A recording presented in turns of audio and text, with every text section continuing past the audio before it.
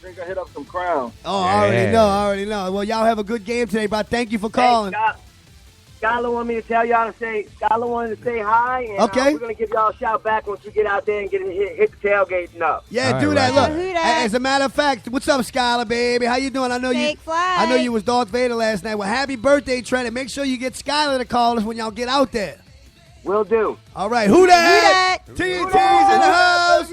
Yeah, you're right. And you know who else's birthday is today is the New Orleans Saints. So happy birthday to the New Orleans Saints. That's right. The Saints were born on All Saints Day, Byron, back in 1967. That's right. Yes, 66. indeed. November 1st, 66. That's right. They awarded the franchise. That's right. Eight months, my bad.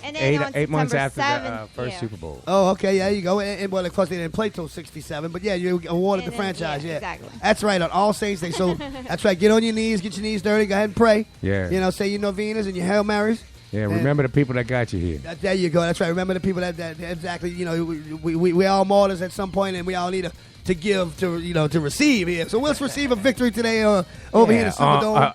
I do the Giants. Yeah, you know what's awesome. Wait, going back to the Nephilim on the Giants. The angels had to come fornicate with men. That's why they had giants. Let's get rid of that. Let's wipe that out. You know what I'm saying? So wait, on that first game, you know how we're going over our top. Yes. All Saints players of all time. I want to cajole Guru Nation to give us a call today at area code 985-643-1560 and give us your top Saints player of all time because we're going to do our top 5 over here on our Sports Guru Show. But, baby, they'll continue.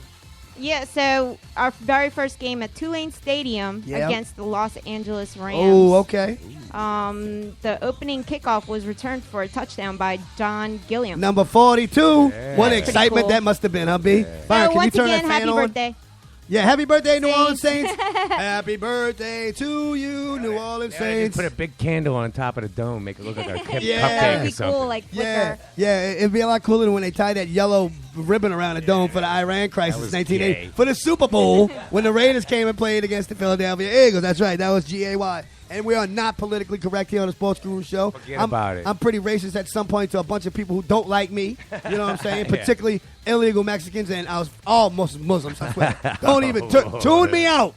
You know. Hey, well, today's a Christian holiday, so we can say as much as we want about. Yeah, Muslims that's right. Today. You know, and don't encourage him. Well, the Saints with 2:20 left on the clock in the second quarter after a turnover and 5 plays. Kerry Robinson got a second touchdown of the game, two of the game for him, on a 6-yard run to put Saints up 14-0, and that was, of course, after that successful fake field goal try. Then, after yet another Colts turnover, with a minute and 11 seconds left on the clock till halftime, Drew Brees hit Michael Humanawani for the 16-yard touchdown strike to put the Saints up 20-0. The PAT was missed due to a bad snap.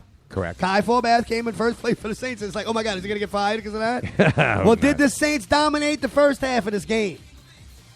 20-0. I mean, it was to me, I think they even missed some scores in that thing. You know, it could have been more. It felt like a domination to you, baby doll, watching the Saints go up 20-0 at halftime? Yeah, I mean, we could have capitalized more, but... Like Byron said, Yeah, so. Well, Mark Ingram and the run game finally broke through. The Saints runners totaled 186 yards. Ingram had gains of 20, 35, and 44 yards on his way to a season-high 143, the third best of his career, averaging 10.2 yards per carry. Whoa. Has the real Mark Ingram stood up? I hope so. Don't sit down. I can tell you that. Keep up the good work. Ingram's going to have a big game today. From? Alabama. Hey, look at Baby D. He's going to roll tide to the Giants. There you go. Baby D, what you think about how Mark Ingram going, having such a great game last week? When I say has the real Mark Ingram stood up, it's like a lot of people haven't really seen or appreciated the talent that he has, and a lot of people was like, oh, I don't like that guy, or whatever. But you think the real Mark Ingram was in the game last week, baby doll? Yeah, right now he's at plus 2.0 for a best grade of the season. Oh, okay, from that pro player focus, missed tackles, and Ingram gained 100 of his 143 yards of, I don't know. I know what you're saying, and you're looking at your stats, but I know the point you're trying to make. You know that. He's good. That pro player football focus does a thing with every week. They grade each player at each position with a plus, with a minus scale. Terran Armstead was the best defensive offensive tackle last week. Right. And here you got Mark Ingram, one of the top-rated running backs, too. And him being the best tackle makes Ingram the best. Right, and that's a good point, baby. Though you said how much he fouled his block, so you didn't stumble at all. You didn't fumble at all. You kept the ball going across the Sports Guru Show goal line, baby. Exactly. Well, he gave a lot of credit to his big offensive line. That's Sean Payton acknowledged by observing a strong run game as a group effort, Sean Payton said. And after a 6-play, 82-yard drive, Ingram pounded in from 1 yard out to put the Saints up 27-0 with 10 minutes and 20 seconds remaining in the third quarter. Byron, baby doll, did it look at like a total blowout at this point, 27-0 early in the third quarter? Yeah, to me it did. I thought, I didn't think they were even going to score. Right. It didn't look like. And what a great change of pace that was for Saints fans. Yeah, it's a relief that I like breathing in the middle of the game. Yeah. You know what I'm saying? Like sometimes I'm holding my breath from Saturday night all the way to 3 o'clock on Sunday. Yeah. You know what I'm saying? I can't take that anymore. Yeah, right. I don't need that kind of belch coming up. You know what I mean? I'll stink up the whole neighborhood, bro. Well, that's when the defense slipped, so to speak. After Delvin Breaux slipped, allowing T.Y. Hilton to break free at a game-tying of what I call game-tight coverage. Luck hitting for an 87-yard touchdown to put the Colts in the game at 27-7. After the Saints couldn't remuster on any offense, Luck was able to get Hilton again with tight coverage. Blow slipped again, and the result was another touchdown. This one for 46 yards, and with a second remaining in the third quarter, the Colts were catching up at 27-14. The fourth quarter was a bit unnerving as the Saints offense just couldn't get any points mustered again. And with 3 minutes and 5 seconds left in the game, the Colts finally got a bit of traction with a 7-play, 80-yard drive, ending in an 8-yard Luck touchdown pass to Dante Moncrief.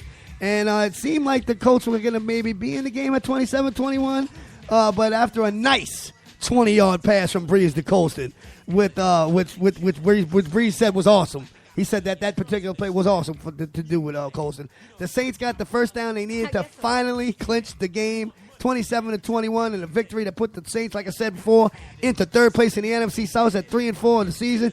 Did the Saints, like I'm going to say one more time, did they almost give this game away? No, I don't think so. Okay, I'm not fishing for answers, but I want to know what people feel because I've heard a lot about this. Yeah, and that's people that don't know anything about football. Thank you. Thank you. I'm sorry about that, but no, it's But yeah, we have a winner. Yeah, I mean, if you're not, people, it's hard. It's the general public probably isn't good enough. They just don't know. And I never really felt nervous. I mean, I knew it was 27-21. I knew they could win with a touchdown, but I also knew that the two plays were slips. And, but you could see the confidence. The way Breeze was playing in that game, it was like he was inevitable. Yeah, it was like he was focused, just like in that first win we got when he was just totally looked like he was in a trance. Yeah. Lights out. When he looks like that, it's over. Lights out. He's playing lights Hall out of right Fame, now. I think Bellum. everybody's playing lights out right now, so we're going to capitalize on that. Well, the Sports Guru Show staff is lights out over here today. I want to thank BP for being in the house. What's up, Jam Man? Oh, I'm just chilling. Yeah, you're right, baby dog. Thank you for being on fire like you always are. Well, the Saints gained. Listen to this. 449 yards on offense on 22 first downs.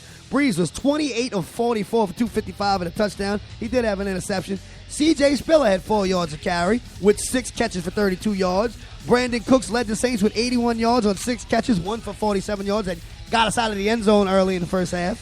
The tight ends caught 9 passes for over 90 yards. Tom Morstead had 48.7 yards per punt and a 58-yard booming punt. What did you think about the Saints offense? I think that the inclusiveness of the tight end position again, not because it was Jimmy Graham, because there is a tight end on the team. I think that is making our offense a whole bunch better. Yeah, you're right. We can have those screen passes, but we got to get away from them. We got to throw the ball down the field. Yeah, you're right. And that's helping us out. And it also helps out if you do want to throw the simple screen every now and again. Okay, yeah. Which not that's to make it more effective. Right. Yeah, that's why we need to run the ball today. So there you go. Breeze can make those play action. Very good point. Well, let me just say that that screen game worked good against the Cardinals. We needed that against that defense. Yeah. But like I said, we don't need to be doing that all the time. Yeah, we got to see what they give us. What are the Giants going to give us? Are they going to give us that screen all day? Because if so, I think Spiller can do it. Absolutely. And this may be his breakout game if that's the case. And Kerry Robinson, all of them.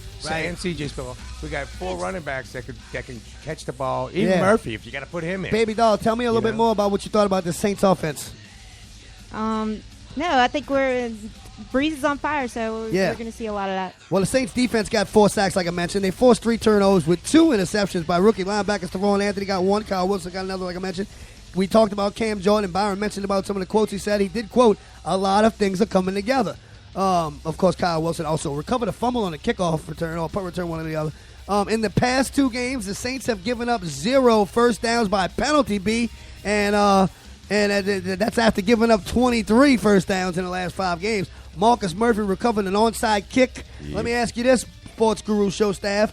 Does it seem that all phases of the team's offense, defense, and special teams are executing? Everything but the kicker. Yeah. The place kicker. I got you. You know, pretty much. Yeah. But, baby doll, we can't find a kicker. You see this team executing at all 3 phases of the game?